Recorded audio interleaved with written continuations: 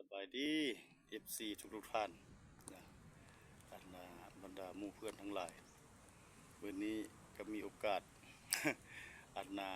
เข้าป่าเข้าภูอีกแล้วนะออกจากบ้านเอาป่าเป็นเฮือนเอาหมูแสงเดือนดาวเฮ็ดแสงกระบองไต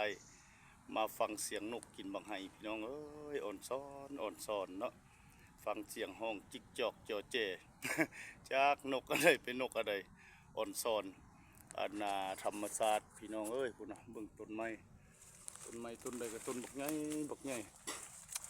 หันใจก็มีแหงปอด เข้าป่านี่นะ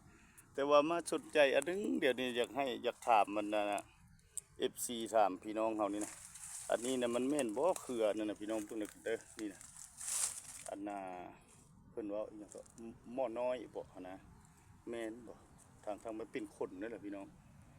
หม้อน้อยคือว่าเป็นขนหม้อน้อยแต่เก้าคันน้อยบ่มีขนเนาะอันนี้เป็นขนในทางหลังใบเขาเปียสิเบิ่งแล้วกันเด้อพี่น้องเด้อแม่นบ่คันแม่นสิเอาไปปลูกเพราะมันซอก หากินยากแล้วเดี๋ยวนี้นะอันว่าเรื่องหม้อน้อย